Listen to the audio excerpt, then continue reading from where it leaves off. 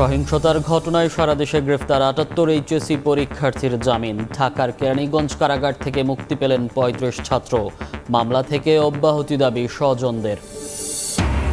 শিক্ষার্থীরা সরকারের প্রতিপক্ষ নয়, তাদের ব্যবহার করে ফায়দা লোটার অপচেষ্টা একটি মহল, বললেন ওবায়দুল কাদের। তদন্ত করে প্রতিটি হত্যার বিচারের আশ্বাস। সামাজিক মাধ্যমে অপপ্রচার ঠেকাতে ব্যর্থতা ও ইন্টারনেট সেবা ব্যাহতের দায় নিয়ে প্রকাশ্যে ক্ষমা চাইলেন তথ্য প্রযুক্তি প্রতিমন্ত্রী। বললেন যে কোনো সিদ্ধান্ত মেনে নিতে প্রস্তুত।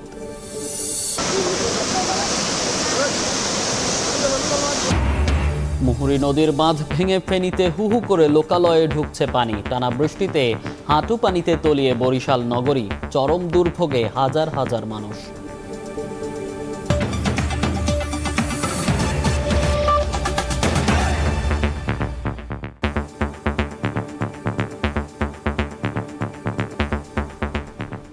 দেখছিলেন শিরোনাম। প্রবাসের সময়ের সঙ্গে আছি আমি মনির হোসাইন। শুক্রবার জুমার নামাজের পর রাজধানীর সায়েন্স ল্যাব থেকে মিছিল বের করেন বিক্ষোভকারীরা। ৯ দফা দাবিতে স্লোগান দেন তারা। দাবি আদায় না হওয়া পর্যন্ত কর্মসূচি চালিয়ে যাওয়ার হুঁশিয়ারিও দেন শিক্ষার্থীরা। শাহবাগ ও সায়েন্স ল্যাব ঘুরে বিস্তারিত জানিয়েছেন রাইদুল ইসলাম শুভ।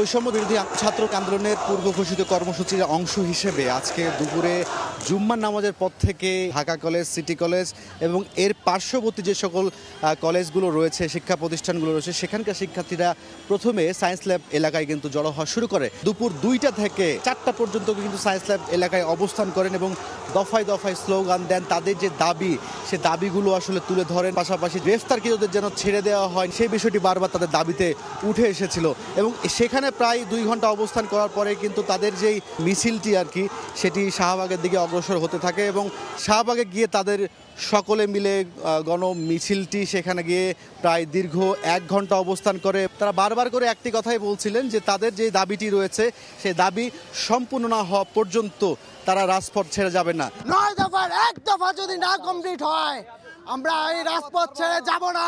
আমাদের আন্দোলন চলবে, এই আন্দোলন কখনো বন্ধ হবে না। পুলিশ ভাইদেরকে বলবো, আশা করবো আপনারা আমাদের যৌক্তিক দাবিতে আমাদের সাথে ঐক্যবদ্ধ হবেন। আইন শৃঙ্খলা বাহিনী কিন্তু সায়েন্স ল্যাব এবং শাহবাগ এলাকাটি তাদের নিয়ন্ত্রণে রাখার চেষ্টা করেছে। যে এক কথায় বলতে চাই, দুপুরের পর থেকে যে শিক্ষার্থীদের আন্দোলন সেটি তারা শান্তিপূর্ণভাবেই পালন করেছেন, তাদের দাবিগুলো বারবার করে উত্থাপন করেছে। তো সব কিছু মিলে এই ছিল আমার কাছে এই শাহবাগ থেকে সবশেষ। রাইদুল ইসলাম শুভ, সময় সংবাদ, ঢাকা। রাজধানীর উত্তরায় বিক্ষোভকারীদের সঙ্গে ছাত্রলীগ পুলিশের দফায় দফায় ধাওয়া পাল্টা ধাওয়া হয়েছে। এ সময় আহত হন বেশ কয়েকজন। উত্তরার পরিস্থিতি জানিয়েছেন তাজওয়ার মাহমিদ। আসলে ঘটনার ২-৩ ঘন্টা পর দেখা যাচ্ছে যে সেনাবাহিনীর উপস্থিতি হয়েছে এবং সাজোয়া যান নিয়ে সেনাবাহিনী এখানে উপস্থিত হয়েছে এবং সেনাবাহিনীর বিপুল সংখ্যক সদস্য এখানে উপস্থিত হওয়ার পর এখন পরিস্থিতি অনেকটাই স্বাভাবিক এবং এখন কোনো ধরনের গোলযোগ এখানে নেই। উত্তরা থেকে তাজওয়ার মাহমিদ, সময় সংবাদ, ঢাকা। বৈষম্য বিরোধী ছাত্র আন্দোলনে সংহতি জানিয়ে জুমার নামাজের পর রাজধানীতে বিক্ষোভ মিছিল করেন মুসল্লিরা। কওমি মাদ্রাসার শিক্ষার্থীরা এই কর্মসূচির আয়োজন করে। এ সময় গণগ্রেফতার বন্ধ, সব হত্যাকাণ্ডের বিচার সহ আটক শিক্ষার্থীদের মুক্তির দাবি জানানো হয়। এছাড়া শিক্ষার্থীদের জনতার দ্রোহ যাত্রা নামে বিক্ষোভ মিছিল বের করে সাংস্কৃতিক কর্মী, চিকিৎসক, আইনজীবী সহ বিভিন্ন শ্রেণী পেশার মানুষ।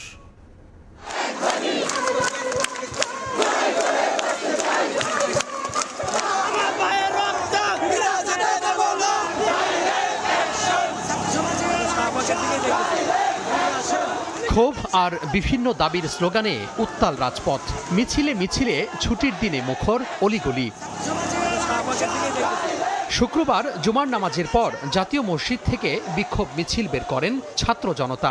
সাম্প্রতিক সময়ে কোটা আন্দোলন কেন্দ্র করে সাধারণ মানুষ, শিক্ষার্থী সহ নানা পেশার মানুষ নিহতের ঘটনায় বিক্ষোভ স্লোগান দেন মুসল্লিরা। মিছিলটি পল্টন মোড় থেকে প্রেস ক্লাব হয়ে মৎস্য ভবন দিয়ে শাহবাগ মোড়ে অবস্থান নেয়। আবারও একই পথ দিয়ে প্রেস ক্লাবে গিয়ে জড়ো হন আন্দোলনকারীরা। এ সময় সব হত্যাকাণ্ডের বিচার, গণগ্রেফতার বন্ধ, আটক শিক্ষার্থীদের মুক্তিসহ নানা দাবি তুলে ধরেন সাধারণ মানুষ। নৈতিকভাবে এই সরকার তার নৈতিক স্থান খনন করেছে।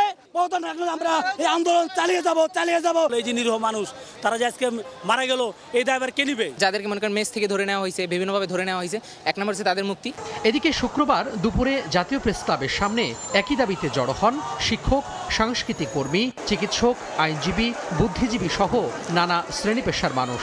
পরে দ্রোহযাত্রা নামে বিক্ষোভ মিছিল শুরু হয়। এটি প্রেস ক্লাব থেকে শুরু করে বিভিন্ন সড়ক প্রদক্ষিণ করে কেন্দ্রীয় শহীদ মিনারে শেষ হয়। ধরপাকড়, হামলা মামলা বন্ধ করতে হবে, জুলাই হত্যাকাণ্ডের বিচার করতে হবে, কারফিউ প্রত্যাহার, সমস্ত ধরনের নিপীড়ন, নির্যাতন এগুলো বন্ধ করতে হবে। বিক্ষোভ কর্মসূচি থেকে দ্রুত কারফিউ প্রত্যাহার, শিক্ষা প্রতিষ্ঠান খুলে দেয়া সহ নানা দাবি তুলে ধরেন আন্দোলনকারীরা। যেই সন্তানকে আমি কখনো এসির নিচে থেকে বের করি না, আজকে সেই সন্তানকে নিয়ে আমি রাজপথে এসেছি। আমার ভাইদের রক্তের দাগ এখনো শুকায় নাই। আমরা এর সঠিক তদন্ত, সঠিক বিচার চাই। আমার মা আসছে আমার নিশ্চয়তার জন্য, আমি আসছে আমার বাচ্চার নিশ্চয়তার জন্য। শুধু কোটা না, এখন দেশটাকে সংখ্যা করতে হবে, প্রশাসন দিক থেকে সব দিক থেকে দেশটাকে সংস্কার করতে হবে। জাতিসংঘের অধীনে আমরা সুষ্ঠু তদন্ত চাই। এর আগে সাম্প্রতিক সময়ে সহিংসতায় নিহতদের মাগফেরাত কামনা করে বাদ জুমা জাতীয় মসজিদ বাইতুল মোকাররমে মোনাজাত করা হয়। তোহা খান তামিম, সময় সংবাদ, ঢাকা। বৈষম্য বিরোধী ছাত্র আন্দোলনের কর্মসূচির সঙ্গে সংহতি জানিয়ে রাজধানীতে প্রতিবাদ সমাবেশ ও বিক্ষোভ মিছিল করেছেন চিকিৎসক, শিল্পী, কবি, সাহিত্যিক সহ বিভিন্ন পেশাজীবীরা। শিক্ষার্থীদের উপর হামলা মামলা ও নির্যাতনের নিন্দা জানানোর পাশাপাশি হত্যাকাণ্ডে জড়িতদের বিচারের আওতায় আনার দাবি তাদের। আর প্রতিবাদ সমাবেশ করে পেশাগত দায়িত্ব পালনকালে নিরাপত্তার দাবি জানান গণমাধ্যম কর্মীরাও।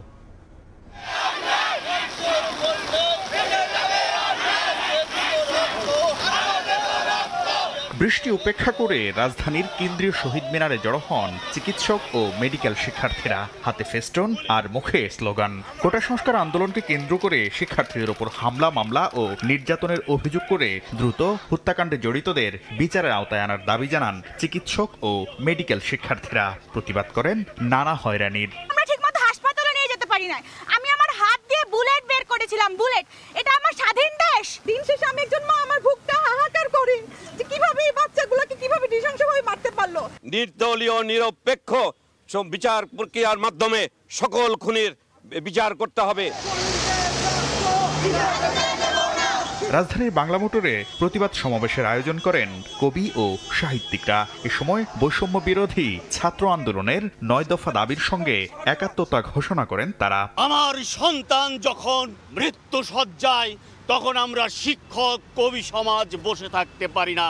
এই ছাত্র হত্যার, সাধারণ মানুষকে নিপীড়ন করার তীব্র প্রতিবাদ জানাই। এই ধরনের নির্বিচারে গুলি, হত্যা কেন চলে আসবে এবং সেটির প্রতিবাদ করা যাবে না, বিচার চাওয়া যাবে না, এটি কেন হবে?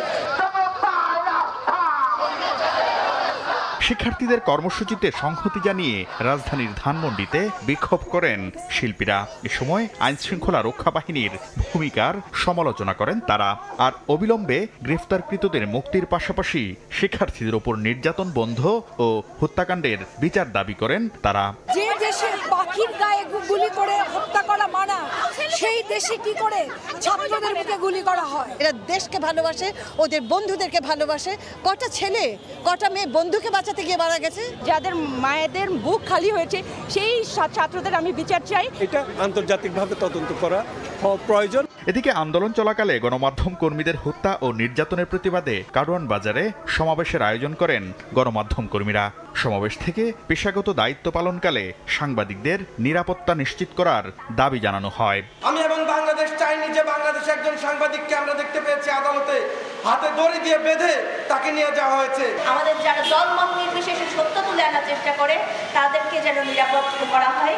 এছাড়া শিক্ষার্থীদের আন্দোলনের সঙ্গে সংহতি জানিয়ে নানা প্রতিবাদী কর্মসূচি পালন করেন বিভিন্ন শ্রেণী পেশার মানুষ। শাকির আহমেদ, সময় সংবাদ, ঢাকা। ডিবি কার্যালয়ে জোর করে আন্দোলন প্রত্যাহারের ঘোষণা দেওয়ানো হয়েছে বলে অভিযোগ করেছেন বৈষম্য বিরোধী ছাত্র আন্দোলনের সমন্বয়করা। বাসায় ফেরার পরদিন সামাজিক যোগাযোগ মাধ্যমে দেয়া বিবৃতিতে তারা জানান, প্রায় ৩২ ঘন্টা অনশনের পর তাদের মুক্তি দেওয়া হয়। অনশনের বিষয়টিও গোপন রাখা হয় পরিবার ও মিডিয়ার কাছে। বিবৃতিতে আন্দোলন চালিয়ে যাওয়ারও ঘোষণা দেন ৬ সমন্বয়ক। বৈষম্য বিরোধী ছাত্র আন্দোলনের ৬ সমন্বয়ককে গত ২৬, ২৭ ও ২৮ জুলাই একে একে হাসপাতাল ও বাসা থেকে নিরাপত্তার কথা বলে হেফাজতে নেয় ঢাকা মেট্রোপলিটন পুলিশের গোয়েন্দা বিভাগ। এরপর ডিবি অফিসেই তাদের রাখা হয় ১ আগস্ট দুপুর পর্যন্ত। এ সময় খাবার খাওয়া, আন্দোলন প্রত্যাহারের স্টেটমেন্ট দেওয়ার ভিডিও প্রকাশ করা হয়। বৃহস্পতিবার দুপুরে ডিবি হেফাজত থেকে সমন্বয়কদের ছেড়ে দেওয়া হয়। শুক্রবার সামাজিক যোগাযোগ মাধ্যমে সমন্বিত বিবৃতি দেন ছাত্র আন্দোলনের ৬ সমন্বয়কারী। এতে উল্লেখ করা হয়, ডিবি কার্যালয়ে জোর করে আন্দোলন প্রত্যাহারের বিবৃতি দেওয়ানো হয়েছে। অভিযোগ করা হয় তাদের জোরপূর্বক আটকে রাখার। তারা দাবি করেন, ডিবি অফিসে জোর করে খাবার টেবিলে বসিয়ে ভিডিও করা হয়। ছেড়ে দেওয়ার আশ্বাস দিয়ে পরিবারকে ডেকে এনে ১৩ ঘন্টা বসিয়েও রাখা হয় এবং গণমাধ্যমে মিথ্যা স্টেটমেন্ট দেয়ানো হয়। অনশনের কথা পরিবার ও মিডিয়া থেকে গোপন করা হয় বলে অভিযোগ করে তারা বলেন, প্রায় ৩২ ঘন্টা অনশনের পর ডিবি মুক্তির চূড়ান্ত সিদ্ধান্ত দিলে অনশন ভাঙেন তারা। বিবৃতিতে আন্দোলন চালিয়ে যাওয়ারও ঘোষণা দেন ৬ সমন্বয়ক। আফজার হোসেন, সময় সংবাদ, ঢাকা। ছুটির দিনেও সারা দেশের আদালত থেকে সহিংসতার ঘটনায় গ্রেফতার ৭৮ এইচএসসি পরীক্ষার্থী জামিন পেয়েছেন। শুক্রবার রাতে ঢাকার কেরানীগঞ্জ কারাগার থেকে মুক্তি পায় ৩৫ শিক্ষার্থী। শুধু জামিন নয়, কোমলমতি শিক্ষার্থীদের মামলা থেকে অব্যাহতি দেওয়ার দাবি স্বজনদের। কিছুক্ষণ পরপর ঝুম বৃষ্টি, কাকভেজা হয়ে ঢাকা কেন্দ্রীয় কারাগারের সামনে ছলছল চোখে অপেক্ষা। ব্যক্তিভেদে সম্পর্ক আলাদা, কারো সন্তান, কারো ভাই, তবে সবার চাওয়া একটাই, মুক্তি।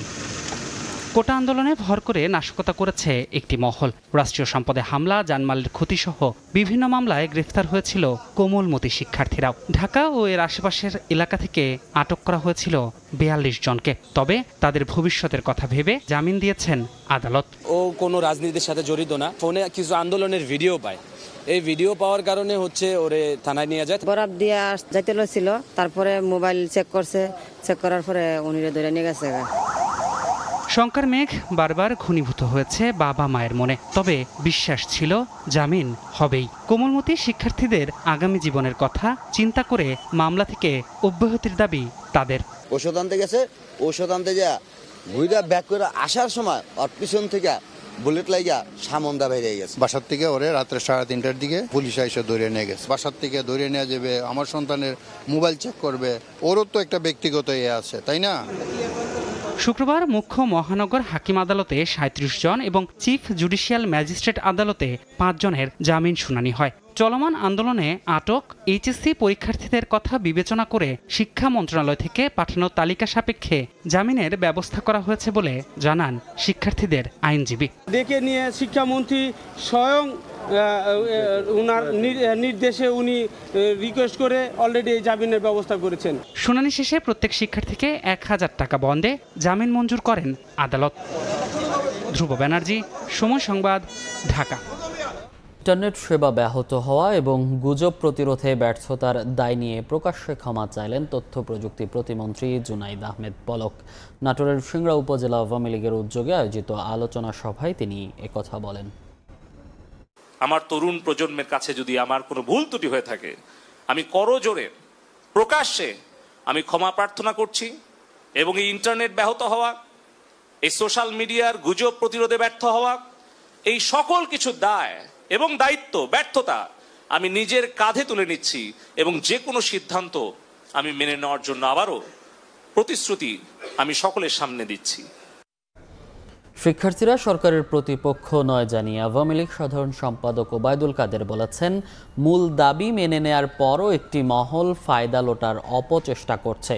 তিনি বলেন, চলমান পরিস্থিতিতে নাগরিক সমাজের মতামতের প্রতি শ্রদ্ধা রয়েছে, তবে তাদের মতামতকে কেউ যেন উস্কানি সৃষ্টির কাজে ব্যবহার করতে না পারে সে বিষয়ে দায়িত্বশীল হওয়া উচিত। চলমান পরিস্থিতি নিয়ে শুক্রবার সকালে রাজধানীর ধানমন্ডিতে আওয়ামী লীগ সভাপতির রাজনৈতিক কার্যালয়ে সংবাদ সম্মেলনে আসেন দলের সাধারণ সম্পাদক ওবায়দুল কাদের। শিক্ষার্থীরা কোনোভাবেই সরকারের প্রতিপক্ষ নয় জানিয়ে ক্ষমতাসীন দলের সাধারণ সম্পাদক বলেন, মূল দাবির সুরাহা হয়েছে। শিক্ষার্থীরা কারো অশুভ কৌশলের ঢাল না হয়ে ক্লাসে ফিরে যাবেন, এটাই সরকারের প্রত্যাশা। শিক্ষার্থীরা কোনো অবস্থাতে সরকারের প্রতিপক্ষ নয়। ইতিমধ্যে শিক্ষার্থীদের অযথা হয়রানি এবং আটক না করতে আইন প্রয়োগকারী সংস্থাকে নির্দেশ দেওয়া হয়েছে। শিক্ষার্থীদের প্রধান দাবি যেহেতু পূরণ হয়েছে, সেহেতু আমরা বিশ্বাস করি শিক্ষার্থীরা শ্রেণীকক্ষে পরীক্ষার হলে ফিরে যাবে। তারা কারো অশুভ রাজনীতির ঢাল হিসেবে ব্যবহার হোক, এটা জাতি চায়। নাগরিক সমাজের প্রতিনিধিদের মতামতের প্রতি সরকারের শ্রদ্ধা রয়েছে জানিয়ে ওবায়দুল কাদের বলেন, তা যেন তৃতীয় কোনো শক্তি উস্কানিতে ব্যবহার না করে সেদিকেও নজর রাখতে হবে। ব্যক্তিগত মতের প্রতি শ্রদ্ধা জানাই, কিন্তু তাদের মতামত প্রকাশের সুযোগকে কাজে লাগিয়ে তৃতীয় কোনো স্বার্থান্বেষী মহল যেন উস্কানি সৃষ্টি করে কাজে ব্যবহার না করতে পারে, সে বিষয়ে সকলকে দায়িত্বশীল হওয়া উচিত। জামায়াতের রাজনীতি নিষিদ্ধ ইস্যুতে বিএনপি মহাসচিবের বিবৃতির সমালোচনা করে আওয়ামী লীগ সাধারণ সম্পাদক বলেন, এতে স্পষ্ট হয়েছে জামাতের সঙ্গে বিএনপি নিবিড় বন্ধন। এতেই বিএনপির তীব্র জামাত প্রীতি পরিষ্কার হয়ে উঠেছে। ওবায়দুল কাদের জানান, চলমান পরিস্থিতিতে পর্যায়ক্রমে পেশাজীবী সহ সমাজের বিভিন্ন স্তরের প্রতিনিধিদের সঙ্গে মতবিনিময় করবেন প্রধানমন্ত্রী। এছাড়া প্রতিটি হত্যাকাণ্ডের সুষ্ঠু তদন্তে সরকার বদ্ধপরিকর। ফারুক ভিয়া, রবিন, সময় সংবাদ, ঢাকা। ফেনীতে ভাঙা বাঁধ দিয়ে মুহুরী নদীর পানি ঢুকছে লোকালয়ে। পরশুরাম পয়েন্টে বিপদসীমার ওপর দিয়ে বইছে পানি। বাঁধ ভেঙে ফুলগাজী বাজার সহ ৩৫টি গ্রাম তলিয়েছে। এক মাসের ব্যবধানে আবারও পানিবন্দী হয়ে পড়েছেন ৫,০০০-এর বেশি পরিবার।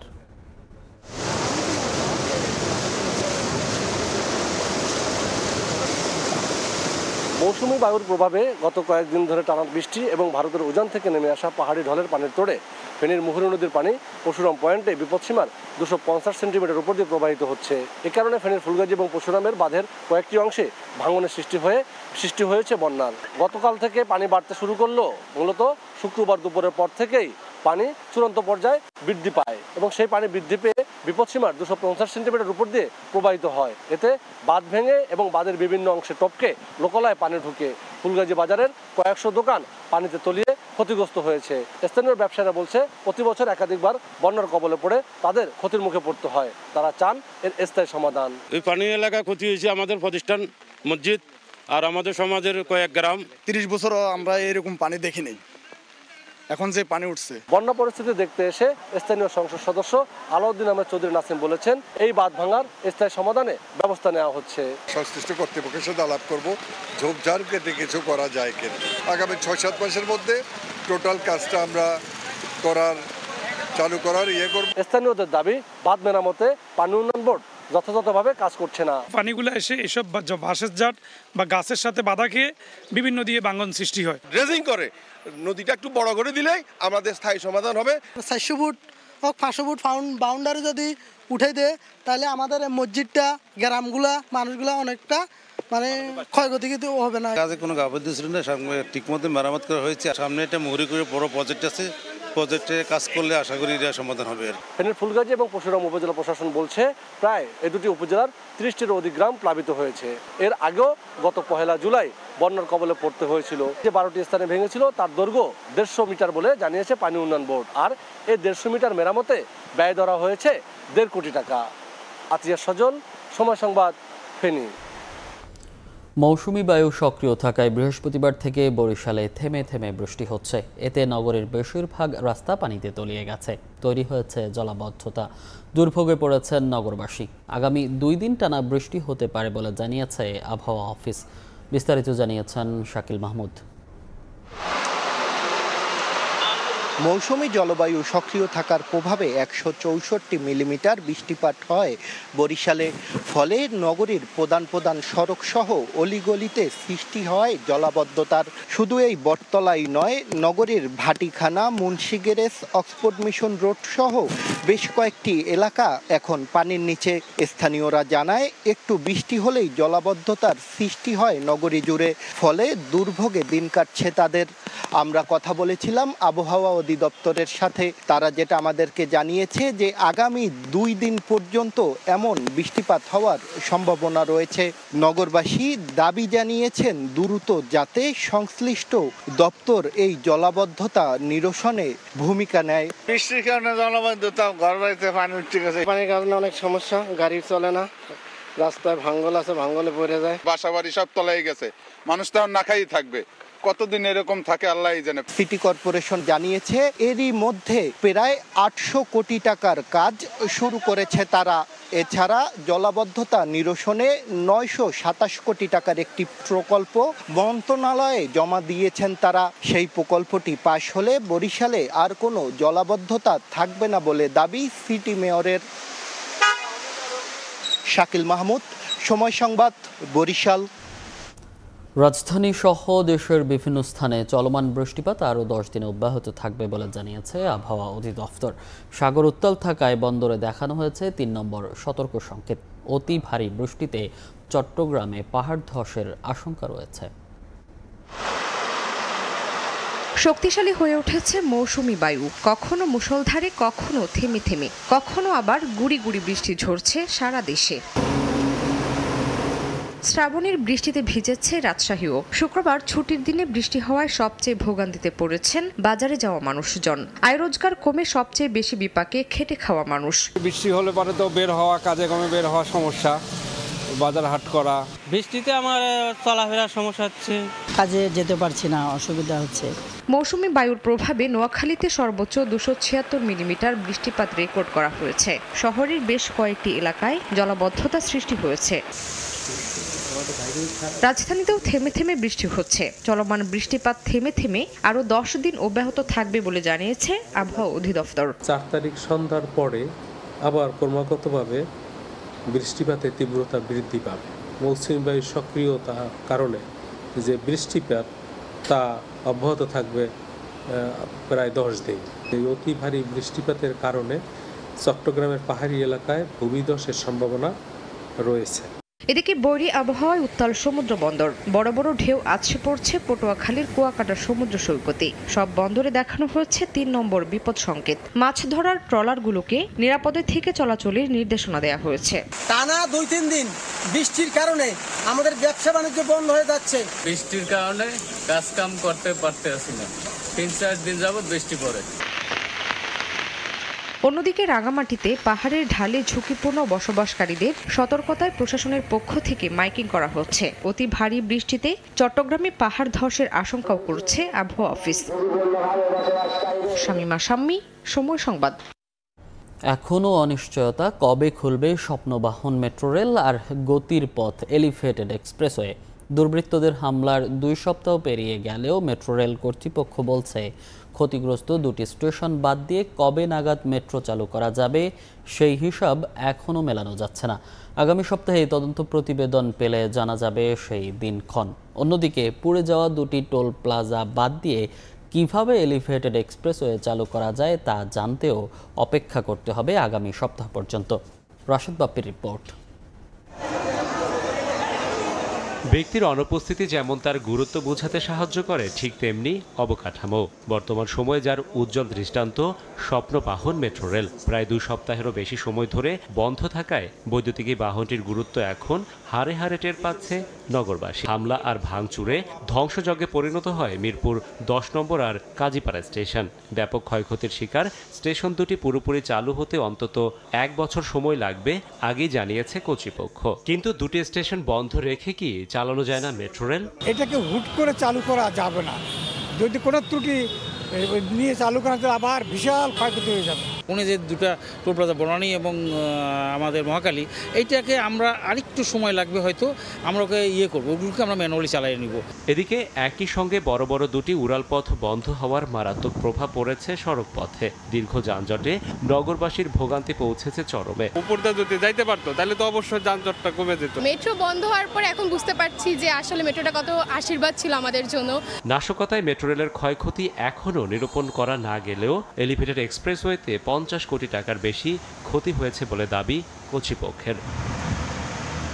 একের পর এক উন্নয়ন প্রকল্পের মাধ্যমে রাজধানীবাসী যখন একটু একটু করে যানজটের অভিশাপ থেকে মুক্তি পেতে শুরু করেছে, ঠিক তখনই এমন ধ্বংসযজ্ঞ, সরকারি সম্পত্তির এমন ক্ষতি নিজের পায়ে নিজে কুড়াল মারা ছাড়া আর কিছুই নয়। হয়তো অল্প কিছুদিনের মধ্যেই সংকট কাটিয়ে উঠে ফের সেবা চালু হবে ঠিকই, তবে নাশকতাকারী নামক মানুষদের চেতনা ফিরবে কবে? রাশেদ বাপ্পি, সময় সংবাদ, ঢাকা। প্রবাসীদের পাঠানো বৈদেশিক মুদ্রায় শুধু দেশের রিজার্ভই সমৃদ্ধ হয় না, ঘোরে তাদের সংসারের চাকাও। বিদেশ যাওয়া এই মানুষগুলোকেই বিপথে ঠেলার চেষ্টা করছে একটি চক্র। অর্থনীতিবিদরা বলছেন, হুন্ডির মতো অবৈধ পথে অর্থ পাঠাতে উস্কানি দিয়ে দেশ থেকে অর্থ পাচারের অপচেষ্টা চালানো হচ্ছে। এদিকে অর্থ বছরের প্রথম মাসেই কমেছে প্রবাসী আয়, যা শেষ 10 মাসের মধ্যে সর্বনিম্ন। এমন অবস্থায় গুজবের ফাঁদে পা না দেওয়ার আহ্বান প্রবাসী কল্যাণ মন্ত্রণালয়ের। জিন্নাত আরা যশোয়ার রিপোর্ট।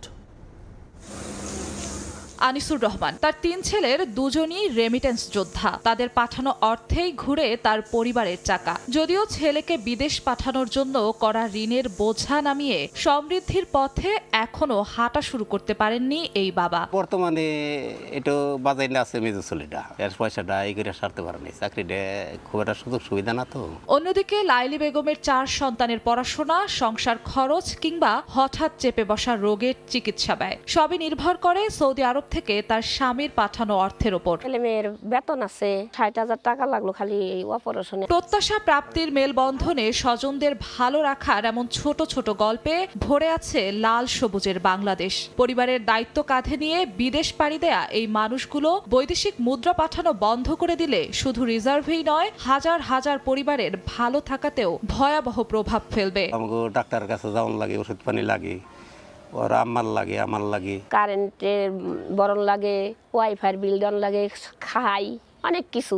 মাস আসলে তো পোলাপানের বেতন একজনের কামাই দিয়ে সব। প্রবাসীদের হুন্ডিতে অর্থ পাঠাতে উস্কে দিয়ে টাকা পাচারের পথ উন্মুক্ত করতে চায় একটি চক্র, মনে করেন অর্থনীতিবিদরা। টাকা তো সরকারকে দিচ্ছে না, টাকা দিচ্ছে তার পরিবারকে। দেশের যে অবস্থা, তাতে অর্থ পাচার আরো বাড়বে। এমন বাস্তবতায় বুঝে শুনে বৈধ উপায়ে রেমিটেন্স পাঠানোর আহ্বান প্রবাসী প্রতিমন্ত্রীর। রেমিটেন্সের বিরুদ্ধে যারা অপপ্রচার করে তাদের ব্যাপারে আমরা বলবো যে তোমরা দেশ এবং জাতির ক্ষতি না করে সুপথে চলে আসো। বিদায়ী জুলাই মাসে প্রবাসীরা পাঠিয়েছেন $190 কোটি, যা গত 10 মাসে সর্বনিম্ন। এমন প্রেক্ষাপটে কোনো গ্যারাকলেই যেন প্রবাসীদের শ্রমে ঘামে অর্জিত অর্থ চক্রান্তে আটকে না যায়, এমন প্রত্যাশা সংশ্লিষ্টদের। জিন্নাত আরা যশোয়া, সময় সংবাদ, ঢাকা। কোটা আন্দোলন ঘিরে মধ্যপ্রাচ্যের ভিসা জটিলতায় প্রবৃদ্ধি ধরে রাখা নিয়ে শঙ্কায় চট্টগ্রাম শাহ আমানত বিমানবন্দর।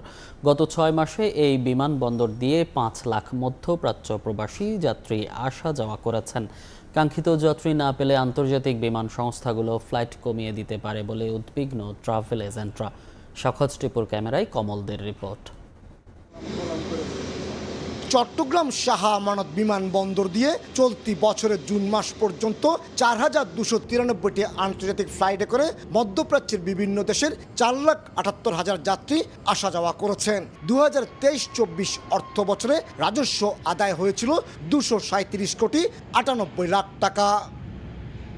এদিকে সাম্প্রতিক কোটা বিরোধী আন্দোলনকে কেন্দ্র করে মধ্যপ্রাচ্যের বিভিন্ন দেশের নিয়ম নীতি ভঙ্গ করে মিছিল করায় শাস্তিমূলক ব্যবস্থা নিতে শুরু করেছে স্বাগতিক দেশগুলো। এর মধ্যে সাময়িক ভিসা স্থগিত করেছে আরব আমিরাত। এর ফলে চট্টগ্রাম শাহ আমানত বিমানবন্দর দিয়ে যাত্রীর সংখ্যা কমে যাওয়ার শঙ্কা সৃষ্টি হয়েছে। আমরা একটু বেকায়দায় আছি, এইভাবে যদি ভিসা বন্ধ হয়ে যায়, এখানে ওমান এয়ারলাইন্স বন্ধ হয়ে গেছে, জাজিরা বন্ধ হয়ে গেছে, আরও এয়ারলাইন্স বন্ধ হয়ে যাবে। আরও এয়ারলাইন্স বন্ধ হইলে আসলে আমরা একটা শঙ্কার মধ্যে পড়ে যাব।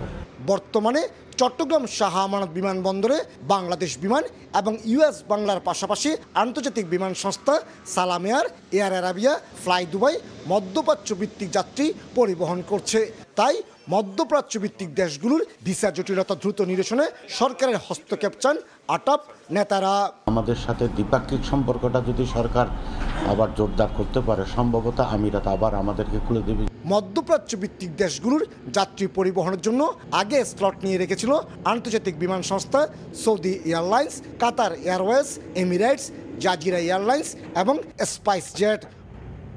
বিমান ওঠানামা যেমন বেড়েছে ঠিক তেমনি বেড়েছে যাত্রী আসা যাওয়া, একই সাথে বেড়েছে বিমানবন্দরের রাজস্ব আদায়। আর তিনটিতেই রেকর্ড গড়েছে চট্টগ্রাম শাহ আমানত বিমানবন্দর। চট্টগ্রাম শাহ আমানত বিমানবন্দর থেকে কমল দে, সময় সংবাদ। কাতারে দাফন সম্পন্ন হলো হামাসের রাজনৈতিক প্রধান ইসমাইল হানিয়ার। দোহার বৃহত্তম মসজিদে হানিয়ার জানাজার পর লুজাইল শহরে দাফন করা হয় হামাস নেতাকে। কড়া নিরাপত্তা ভেদ করে এই প্রিয় নেতাকে অশ্রুসিক্ত নয়নে শেষ বিদায় জানান ভক্তরা। এছাড়া হানিয়ার স্মরণে দেশে দেশে গায়েবানা জানাজায় অংশ নেন লাখ লাখ মুসল্লি। শেষ শ্রদ্ধা জানাতে ভিড় করেন সর্বস্তরের মানুষ।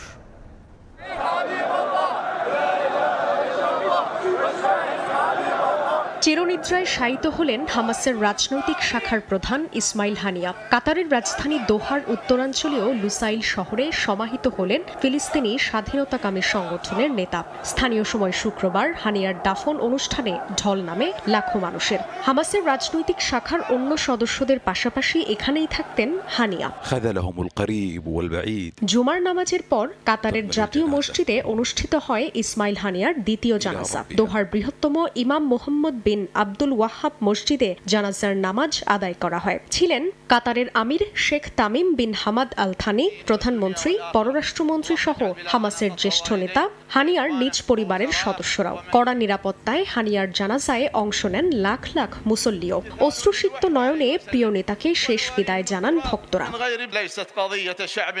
এমনকি ইসমাইল হানিয়ার স্মরণে মুসলিম বিশ্বের বিভিন্ন দেশে গায়েবানা জানাজা অনুষ্ঠিত হয়। পাকিস্তানের ইসলামাবাদে জানাজায় অংশ নেন প্রধানমন্ত্রী সহ অন্যান্য সংসদ সদস্যরা। ইন্দোনেশিয়ার জাকার্তায় মসজিদে হামাস নেতার গায়েবানা জানাজায় অংশ নেন দেশটির মুসল্লিরা। তুরস্কেও মসজিদে মসজিদে জানাজা আদায় করেন হানিয়া ভক্তরা। ইয়েমেন, লেবানন, মালয়েশিয়াতেও হয়েছে গায়েবানা জানাজা।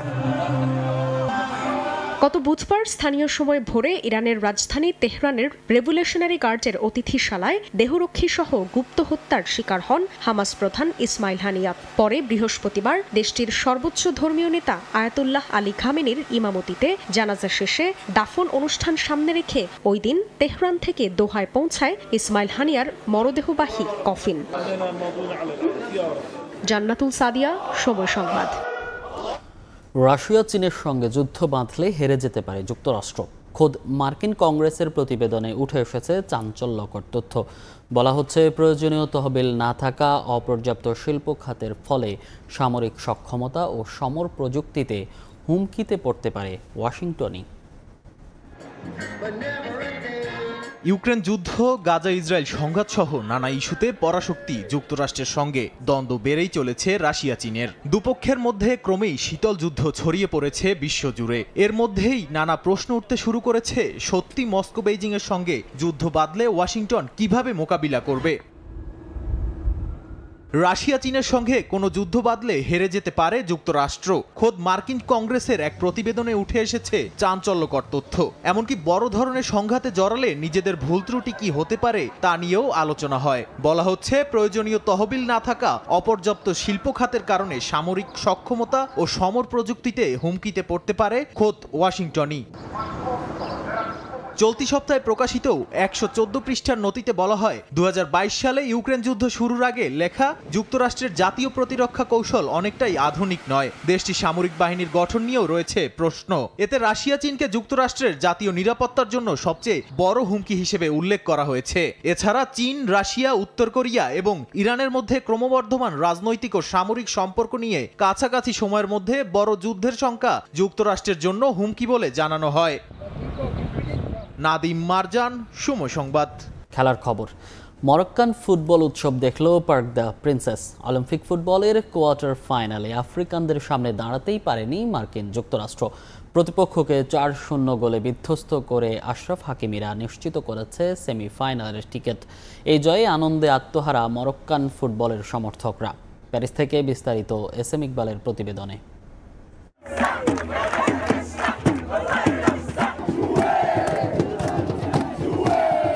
গেল কয় বছর ধরে মরক্কান ফুটবল যে বেশ এগিয়ে গেছে তার আরও একটা ডিসপ্লে দেখলো park the princess. Round of 8 অর্থাৎ কোয়ার্টার ফাইনালের ম্যাচে মার্কিন যুক্তরাষ্ট্রকে দাঁড়াতেই দেননি আশরাফ হাকিমিরা। একেবারে এক হালি গোলে বিধ্বস্ত করে তারা টিকিট নিশ্চিত করেছে সেমিফাইনালের। একই সঙ্গে সম্ভাবনা জাগিয়ে তুলেছে পদক জয়ের। যেভাবে আশরাফ হাকিমিরা মাঠে লড়াই করেছেন তাতে কিন্তু মরক্কান ফ্যানরা আশা রাখতেই পারেন হয়তো বা প্যারিস থেকে তারা স্বর্ণ পদক নিয়েই দেশে ফিরবে। মাঠের ভেতরে যেমন ফুটবলাররা দুর্দান্ত পারফর্ম করেছেন, ঠিক মাঠের বাইরে এসে আমরা দেখতে পাচ্ছি মরক্কান ফ্যানরা কিন্তু সেই জয়টাকে উদযাপন করছেন এবং নেচে গেয়ে যেভাবে হচ্ছে জয়টাকে উদযাপন করা যায় তার পুরোটাই কিন্তু তারা করছেন। We are very happy and everybody's team had 4 goals, so I'm proud of being Moroccan. So first of all, I think we have a very good team of young, really talented team. I think this game deserves. We showed the world our quality. ঠিক এমনটাই আমরা দেখেছিলাম যখন কাতার বিশ্বকাপে তারা দুর্দান্ত perform করেছিল, সেখানেও কিন্তু তারা নেচে গিয়ে উদযাপন করেছে এবং ক্রিস্টিয়ানো রোনালদোর পর্তুগালকেও কিন্তু তারা হারিয়ে দিয়েছিল। মোটা দাগে বলা যেতে পারে যে প্যারিস অলিম্পিকে দুর্দান্ত পারফর্ম করেছে মরক্কো। তাদের ভক্তরা খুব আশাবাদী এবং একই সঙ্গে তাদের উদযাপনে প্যালেস্টাইন নিয়েও তারা কিন্তু এখানে স্লোগান দিয়েছে। মোটা দাগে বলা যেতে পারে যে মরক্কান ভক্তদের নিয়ে যেই একটি নেতিবাচক প্রচারণা আছে যে তারা একটু উচ্ছৃঙ্খল হয়, তবে আজকে কিন্তু আমরা তেমনটা দেখিনি। আজ শুধুমাত্র তারা ফুটবলের মধ্যে ছিল এবং সেই জিনিসটা তারা উদযাপন করেছে এবং প্রত্যেকটা ভক্ত প্রত্যাশা করছে মরক্কো এবার প্যারিস থেকে ভালো কিছু নিয়ে দেশে ফিরবে। It was a good game and I appreciate how the players were like playing very good. This is the best match of the world. This is the best team of the world. Park the princess থেকে SM Iqbal, সময় সংবাদ, Paris. এবার দেশের cricket. Pakistan সিরিজকে সামনে রেখে শনিবার থেকে ঢাকায় শুরু হচ্ছে ক্রিকেটারদের কন্ডিশনিং ক্যাম্প। প্রথম দিন ক্যাম্প হবে 2 ধাপে। সকাল 6টায় বঙ্গবন্ধু স্টেডিয়ামে ট্র্যাক অ্যান্ড ফিল্ডে হবে রানিং। এরপর জিম সেশন হবে মিরপুরের হোম অফ ক্রিকেটে। জাতীয় দলের ক্যাম্পে যোগ দিতে ঢাকায় এসেছেন spinning bowling coach Mushtaq Ahmed. দেশের চলমান অস্থিরতা ক্রিকেটারদের প্রস্তুতিতে প্রভাব ফেলবে না বলেই বিশ্বাস বিসিবি পরিচালক ইফতেখার আহমেদ মিঠুর।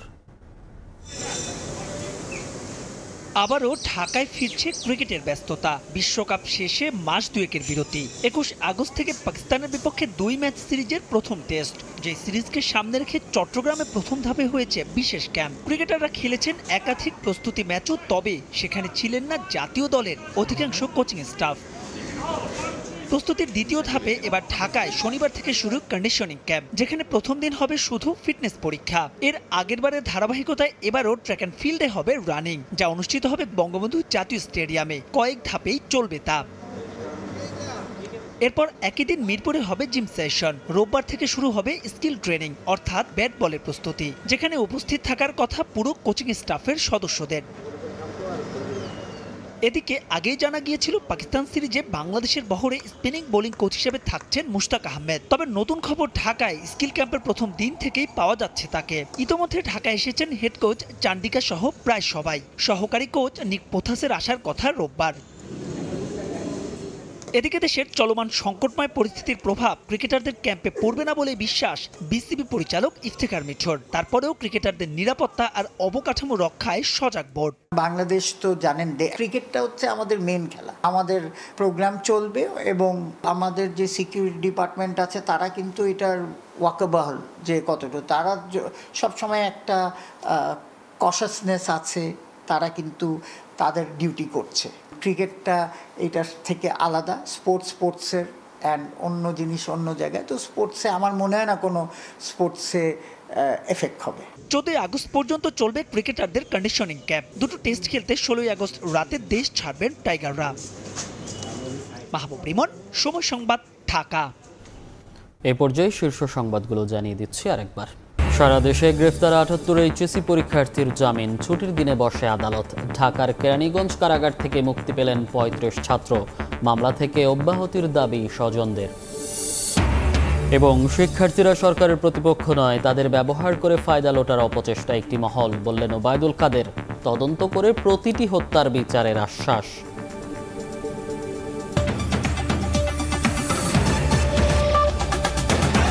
এ ছিল প্রবাস সময়, সঙ্গে থাকুন সময়ের।